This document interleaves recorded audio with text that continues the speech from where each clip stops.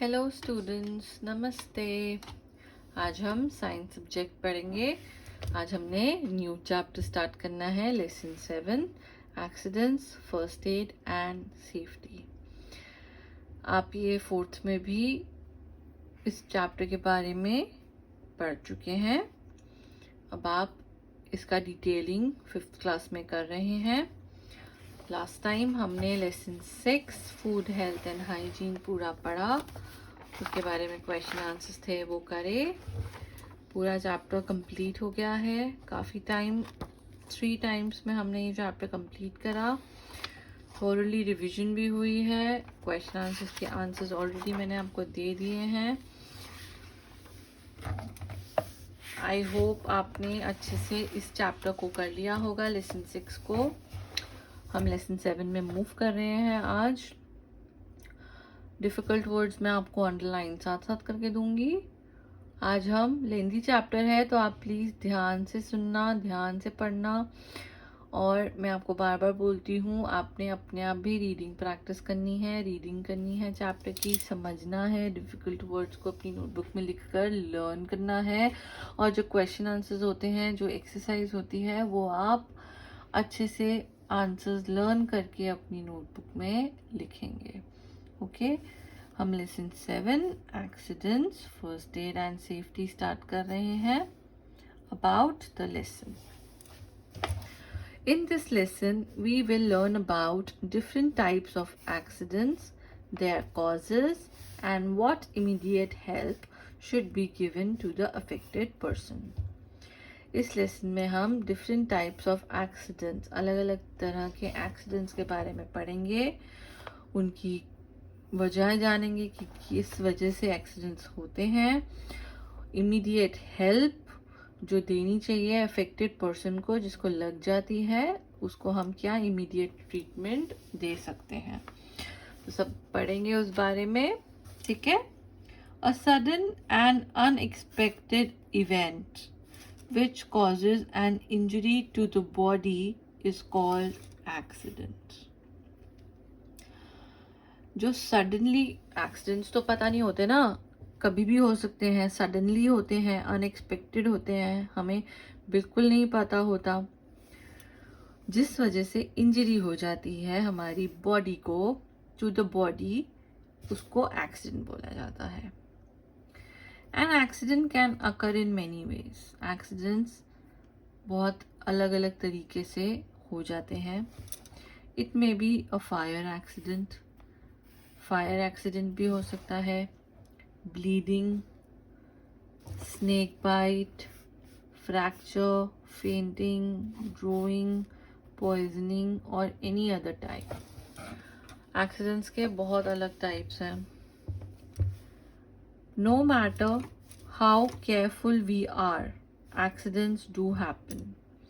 हम जितना भी केयरफुल हो जाएं, जितना भी ध्यान से करें कोई भी चीज़, कितना भी केयरफुल हो, बट एक्सीडेंट्स हो जाते हैं। Most of the people do not know what to do if an accident has happened and someone is injured. कुछ लोगों को बिल्कुल भी नहीं पता होता कि जब एक्सीडेंट हो जाता है तो उनको क्या करना चाहिए, या किसी को लग जाती है तो उस सिचुएशन में उनको क्या करना चाहिए। We all should know what immediate help should be given to the injured person. हम सबको पता होना चाहिए कि इमीडिएट किसी को लग जाती है, हम कहीं जा रहे हैं, हमारे सामने किसी को लग गई या हमारे नोन में ही किसी को लग गई, तो हमें पता होना चाहिए कि उनको हमें कैसे इमीडिएट हेल्प करनी चाहिए। This immediate helps given to an injured or sick person before the doctor arrives is called first aid. Doctor को तो हम फ़ोन कर देते हैं, बट डॉक्टर को आने में, वहाँ पे पहुँचने में टाइम लगता है। तो उससे पहले जो इमीडिएट हेल्प होती है, जो हम प्रोवाइड कर सकते हैं इंजर्ड को बिफोर द डॉक्टर अराइव्स, उसको बोला जाता है first add. The AIIMS of first aid. AIIMS पढ़ेंगे कि फर्स्ट एड उससे हम क्या अचीव कर सकते हैं। 3 मेन एम्स हैं फर्स्ट एड के। टू सेव लाइफ, ऑब्वियसली हम फर्स्ट एड यूज़ इसीलिए करते हैं कि जो इंजर्ड पर्सन है उसकी लाइफ सेव कर सकें हम। डॉक्टर आए उससे पहले हम उनको कोई ऐसा ट्रीटमेंट दे सकते हैं जिससे कि उनकी लाइफ सेफ हो जाए। To keep the injured or sick person comfortable till proper medical help arrives. जो इंजर्ड पर्सन है या सिक पर्सन है उसको कंफर्टेबल करने के लिए, उसको वो जो पेन हो रहा होता है उससे थोड़ा सा कंफर्ट रिलीफ करने के लिए, to prevent worsening of the condition of the injured. जो वर्स्ट कंडीशन हो जाती है इंजर्ड की किसी भी एक्सीडेंट से, उस चीज से प्रिवेंट करने के लिए फर्स्ट एड होता है। The person giving first aid should observe carefully, think clearly and act quickly. जो पर्सन फर्स्ट एड दे रहा होता है इंजर्ड को, उसको बहुत ही अलर्ट रहना चाहिए, केयरफुल होना चाहिए, थिंक क्लियरली बहुत ही सोच समझ के, और क्विकली बहुत ही फटाफट, क्योंकि टाइम बहुत कम होता है। He should not get excited. He should ask someone to call a doctor or ambulance from the hospital. उसको फटाफट किसी को बताना चाहिए, बोलना चाहिए कि डॉक्टर को बुलाए या एम्बुलेंस को कॉल करे। Proper first aid can prevent the injury from getting worse. अगर प्रॉपरली फर्स्ट एड दिया जाए तो जो इंजर्ड है उसकी जो इंजरी है उसको हम कैसे ना कैसे करके जो वर्स सिचुएशन है उससे रोक सकते हैं। It is therefore important for all of us to know how to give first aid in different kinds of accidents. इस वजह से हम सबको पता होना चाहिए कि फर्स्ट एड कैसे हमें देनी चाहिए अलग अलग टाइप के एक्सीडेंट्स में। You should only give first add if the injury is small. अगर इंजरी छोटी है तभी हमें फर्स्ट एड देना चाहिए किसी को। If the injury looks serious, do not try to give first aid. अगर इंजरी बहुत ज़्यादा सीरियस है, कोई भी एक्सीडेंट बहुत ज़्यादा सीरियस है, तो हमें फर्स्ट एड नहीं देना चाहिए, हमें इमीडिएटली उनको हॉस्पिटल ले जाना चाहिए। In such case, it is always best to call an adult for help and take the patient to a nearby hospital immediately. इन सब केसेस में अगर सीरियस केस होता है तो हमेशा हमें अपने एडल्ट की हेल्प लेनी चाहिए और पेशेंट को नियर बाय हॉस्पिटल में पहुंचा देना चाहिए। अब फर्स्ट एड बॉक्स के बारे में पढ़ेंगे। जो फर्स्ट एड बॉक्स होता है उसमें क्या क्या होता है। First aid box contain following things for immediate help to the accident victim. जो फर्स्ट एड बॉक्स होता है, आप ये पिक्चर देख रहे हैं, उसमें हम पढ़ेंगे क्या क्या होता है फर्स्ट एड बॉक्स में, जिससे कि जो एक्सीडेंट विक्टिम है उसको हेल्प मिल सके। Bandage, cotton wool, gauze, a pair of scissors, blade, potassium permanganate, antiseptic solution, thermometer, spirit and some medicines. medicines में पेन किलर्स होती हैं यूजुअली, उस जो इंजर्ड एक्सीडेंट विक्टिम है उसको पेन से थोड़ा सा रिलीफ देने के लिए। Common emergencies that need first aid are cuts and wounds. किसी को कट लग जाए, वूंड मतलब जख्म हो जाए, तो उसके लिए फर्स्ट एड यूजफुल है। If the cuts or wound is small, wash it with soap and plenty of water using cotton or a clean cloth. Dry the wound and apply any antiseptic cream. Cover the wound with a bandage. If the cut is deep and bleeding profusely, अगर cut बहुत ही deep है और continuously bleeding हो रही है, then first try to stop the bleeding. When the bleeding stops, apply any antiseptic cream and bandage the wound. अगर bleeding बहुत ज़्यादा हो रही है और कट बहुत डीप है तो हमें सबसे पहले ब्लीडिंग स्टॉप करनी चाहिए, और जब ब्लीडिंग स्टॉप हो जाए फिर हमने एंटीसेप्टिक क्रीम लगानी चाहिए और बैंडेज से वूंड को कवर करना चाहिए। अब हम पढ़ेंगे फ्रैक्चर। किसी को फ्रैक्चर हो जाता है, a crack in any bone inside the body is called a fracture. जब बोन में क्रैक हो इनसाइड द बॉडी उसको फ्रैक्चर बोला जाता है। A fracture is very painful. Fracture में बहुत ज़्यादा पेन होता है।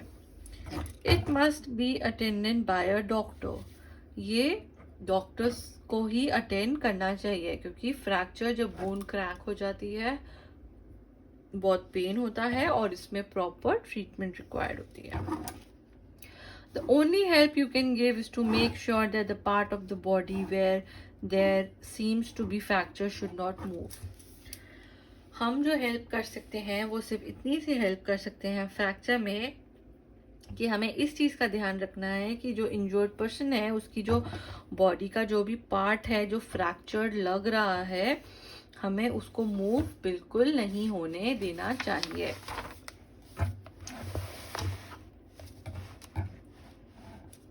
To support the broke limb, apply a splint. In case of a broken arm, use a triangular piece of cloth to make a sling for supporting the broken bone. Keep the victim still till the doctor comes.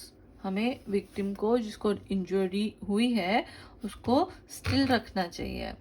वो ज़्यादा move करेगा तो उसकी जो part body part में जहाँ पे fracture हुआ है उसमें बहुत ज़्यादा प्रॉब्लम होएगी। Nose bleeding. Bleeding from the nose occur quite frequently in children on hot summer's days. In case of nose bleeding, you should children में बहुत ही ज़्यादा तर नोज ब्लीडिंग रहती है हॉट समर में। जब बहुत ही गर्मी होती है तो गर्मी की वजह से नोज ब्लीडिंग हो जाती है। तो उस जब नोज ब्लीडिंग होती है तब हमें क्या करना चाहिए? Loosen the cloth around the neck, sit upright with your head held back and arm folded above the head. हमें ऊपर अपना हेड ऊपर करना चाहिए और आर्म्स जो हैं वो फोल्ड करके अबव द हेड, सिर के नीचे अपनी आर्म्स फोल्ड कर लेनी चाहिए। Pinch the nose between the thumb and the forefinger for about 10 minutes and breathe through the mouth. This will stop the bleeding. Keep an ice pack or wet cloth on your nose and on the back of your neck. Breathe through your mouth. Do not blow your nose for few hours after the bleeding stops. Still, if bleeding doesn't stop, call the doctor. Burns. Burns are caused by fire. Burns किससे होते हैं? कुछ भी चीज़ जल जाती है तो वो फायर से होती है। Hot objects, steam, boiling water, firecracker and some chemicals like acids. The burns may be minor or serious. Only very minor burns can be treated at home. जो बहुत ही minor burns होते हैं जो easily treated होते हैं घर पे। Severe burns and chemical burns need special medical care in the hospital.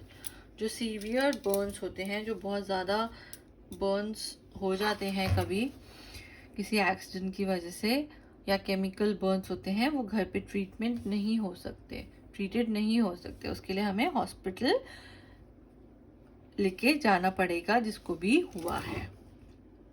In case of minor Burns, the Burns burnt part of the body should be immediately washed with lots of cold water. Minor burns में जो part हमारा burn हुआ है उसको हमें immediately cold water से wash करना चाहिए. Then apply an antiseptic cream like Burnol. Burnol you all know, आप सब बच्चों को पता है, किसी भी बर्निंग पार्ट होता है जो हमारे बॉडी का, उसमें लग जाता है तो हमें बर्नॉल अप्लाई करना चाहिए. In case the burn is cause due to any chemical, pour lots of cold water on the burnt part. Chemical की वजह से हुआ है तो हमें बहुत ज़्यादा कोल्ड वाटर डालना चाहिए. If blisters are formed on the burnt part, they should not be pricked. Pricking blisters may result into formation of wounds. जो अगर ब्लिस्टर्स फॉर्म हो जाते हैं किसी भी बर्न पार्ट में तो उनको हमें प्रिक नहीं करना चाहिए, उसको दबाना नहीं चाहिए, उससे वो बहुत ज़्यादा और ज़्यादा इंजरी हो सकती है. हमने बर्न्स तक पढ़ा. नेक्स्ट क्लास में हम स्प्रेन से स्टार्ट करेंगे. थोड़ा लेंदी चैप्टर है, आपने अच्छे से यहाँ तक पढ़ना है, उसके बाद हम नेक्स्ट क्लास में इसको कंटिन्यू करेंगे.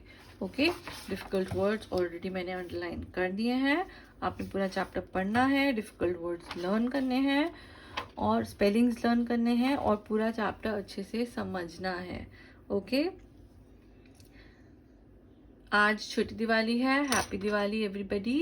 एंड आपने 3 डेज आपको काम नहीं आएगा, Saturday to Monday Diwali holiday है.